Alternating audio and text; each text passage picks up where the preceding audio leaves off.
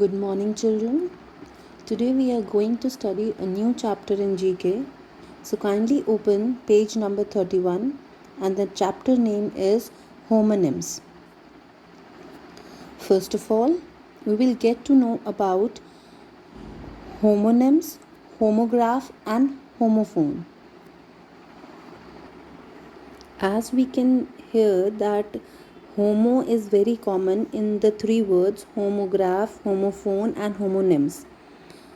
So the homo word comes from the Greek word homos, which means one and the same.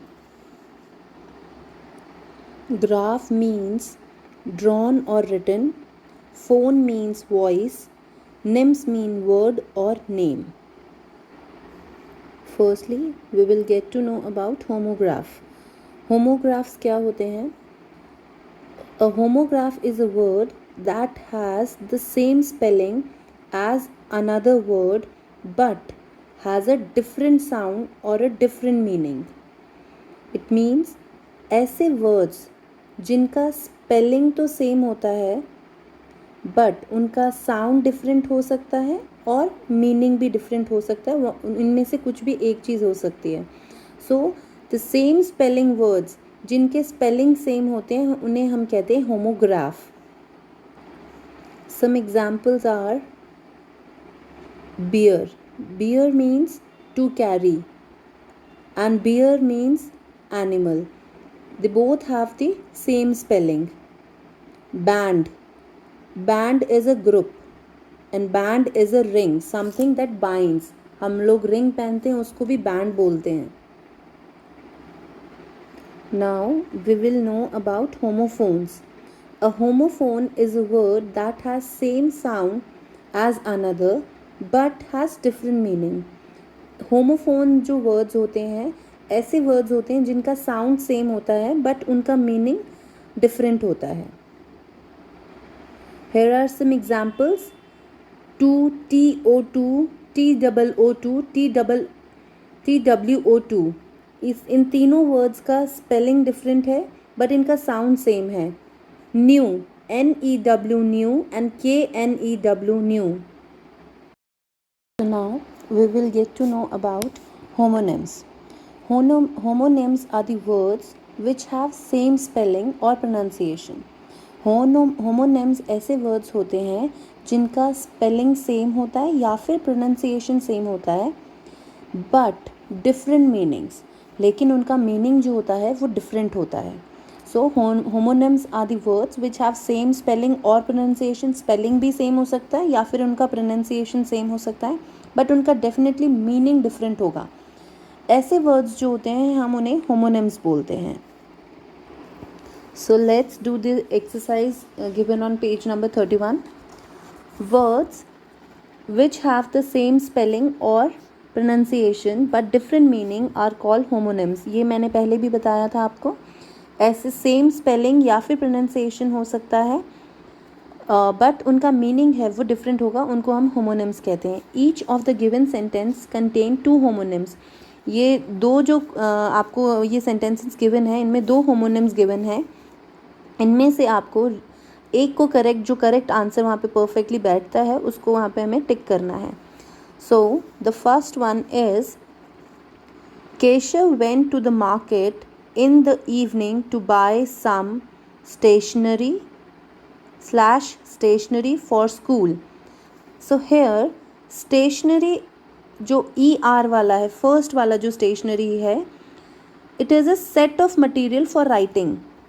It is a set of material for writing. जो हम लोग लिखने के लिए जो हम पेन पेंसिल कलर्स वगैरह यूज़ करते हैं हम उसको स्टेशनरी बोलते हैं. एंड ये जो AR वाला है स्टेशनरी जो सेकंड वन है ये है नॉट मूविंग, जो एक जगह स्टिल है, उस चीज़ को हम क्या बोलते हैं स्टेशनरी, जो हिलता नहीं है अपनी जगह से. से फॉर एग्ज़ाम्पल अगर कोई पिलर है या कोई बिल्डिंग्स हैं या कोई ट्री है जो अपनी जगह पे खड़ी हैं तो हम उसको कहेंगे कि वो स्टेशनरी है, मतलब वो अपनी जगह से मूव नहीं कर रही है. So the correct answer will be stationery, this one. Now we will do the Second question. Aditya had to return his dog's collar which he had bought online because it was too loose or loose. अब यहाँ पे loose and loose इनमें सिर्फ spelling different है, otherwise इनका pronunciation almost same है. LOSE जो loose है इट मीन्स टू मिसप्लेस और टू सफ़र डिफीट, यानी कि हम वो हार को दिखाता है. जब हम लोग हारने की बात करते हैं या हम कोई चीज़ को मिसप्लेस कर चुके हैं, जैसे फॉर एग्जांपल हमारी पेन पेंसिल वगैरह गुम हो गए, तो we will say I lose my pencil. तो यहाँ पे चीज़ मिसप्लेस हो रही है. And the next loose is LOOSE, not tight और नॉट कंटेन. कोई चीज़ बहुत ढीली है, लूज है.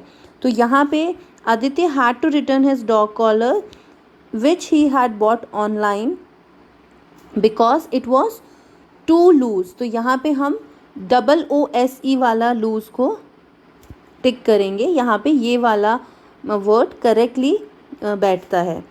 Third one is Radha's teacher told her she would be taken to the principal to represent the school at the debate. अब यहाँ पे दो तरह के प्रिंसिपल की बात हो रही है. इनमें स्पेलिंग थोड़ी सी डिफरेंट है बट प्रोनाउंसिएशन ऑलमोस्ट सेम है. जो वाला प्रिंसिपल, जो फर्स्ट वाला जो प्रिंसिपल है, उसमें हम बिलीव्स की बात करते हैं. उसमें हम लोग जो हमारे ऑलरेडी प्रिंसिपल्स फ्रेम हो चुके हैं कि हमें झूठ नहीं बोलना चाहिए, we always have to speak truth, we have to respect our elders, ये हमारे प्रिंसिपल्स बने हुए हैं, राइट. एंड जो हमारे स्कूल में जो प्रिंसिपल होते हैं, that principle is PAL. Last में इसके स्पेलिंग में चेंज आता है PAL.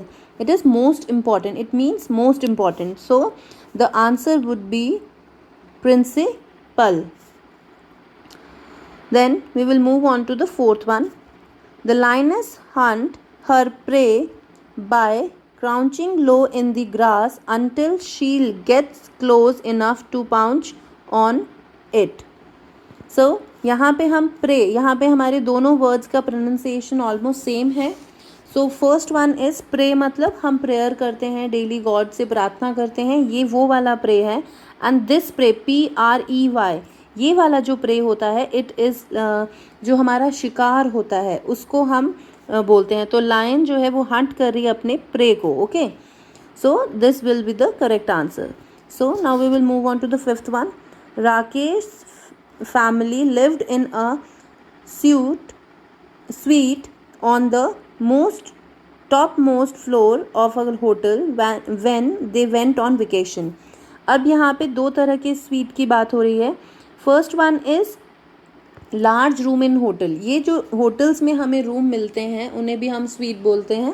And the another sweet is जो हमारा मीठा, हम जिसे कहते हैं कड़वे का अपोजिट होता है, जो सौर का opposite is known as sweet. तो इन दोनों का प्रोनाउंसिएशन है वो स्वीट है. एंड इसमें यहाँ पे ये पहले वाला करेक्टली सही है इसका answer. So now we will move on to the sixth one. A sale at the marketplace never fails to attract a huge rush at the weekends. अब यहाँ पे दो तरह का इनका सेल यहाँ पे वर्ड्स आ रहे हैं. यहाँ पे फर्स्ट वन जो है उसमें होता है बार्गेन प्राइस या फिर डिस्काउंटेड प्राइस. यानी कि यहाँ पे जब हम लोग यूजुअली जब फेस्टिव सीज़न आता है, जैसे फॉर एग्जांपल अभी दिवाली आने वाला है, तो हर जगह पे सेल लगी हुई होती है. वहाँ पे जो ओरिजिनल प्राइजेज़ होती हैं उससे कम में हमें चीज़ें मिलती हैं, तो उसको हम सेल बोलते हैं.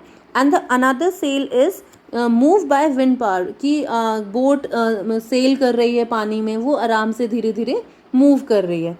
सो यहाँ पे हम मार्केट प्लेस में यहाँ पे जो पूरा सेंटेंस पढ़ेंगे अगर, तो हमें यहाँ पे पता चलेगा ये हमारी मार्केट की बात हो रही है. It means discounted price, sale की बात हो रही है.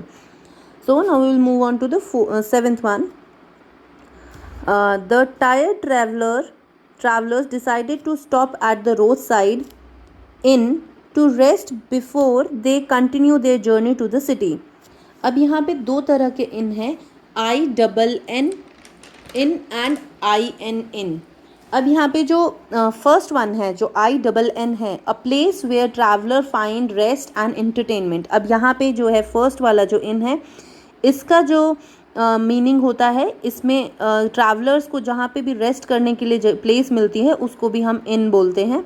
एंड इन जो दूसरा वाला इन है, it means something is included, यानी कि किस कुछ है उसके अंदर. इट इज़ इनसाइड समथिंग, कुछ इन की बात हो रही है, यानी कि कम इन, जैसे हम लोग रूम में बोलते हैं कि there is a pencil in my box, तो हम लोग किसी की चीज़ के अंदर की बात कर रहे हैं. और ये वाला जो INN वाला इन है, ये it is a place where traveller find rest, जहाँ पे जो ट्रैवल कर रहे हैं उनको अगर कहीं रेस्ट करना है तो उसके लिए हम इन यूज़ करते हैं.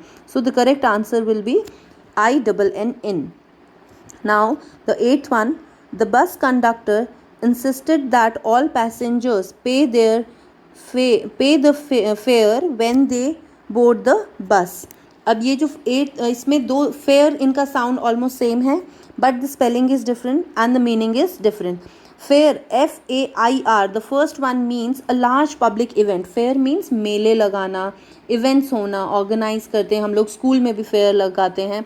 A large public event at which various kind of competitions, games, rides are conducted. बहुत तरह के rides वगैरह होते हैं, उसको हम fair बोलते हैं. And the other fair is FARE, fair. Fair means किराया, the price is charged by the person. अगर हम लोग ट्रैवल करते हैं तो वी हैव टू पे द टिकट्स, उसको हम फेयर बोलते हैं, हिंदी में उसे भाड़ा भी बोलते हैं. So bus conductor insisted that all passenger pay the fare, this one, when they board the bus. So the ninth one is the course material of the shirt gave Ayan a rash on his shoulders. So in this sentence first course means rough, rough मतलब खुरदरा, and the next course is path और procedure. Say for example हमारा जो पूरा syllabus होता है हम उसे दूसरे नेम से कोर्स भी बोलते हैं. तो हम लोग पूरा एक प्रॉपर कोर्स, या फिर जैसे हम लोग बीमार हो जाते हैं तो डॉक्टर क्या कहते हैं कि you have to complete the course, आपको पूरे 3 दिन दवाई लेनी है. So the course is a procedure and the first course is rough.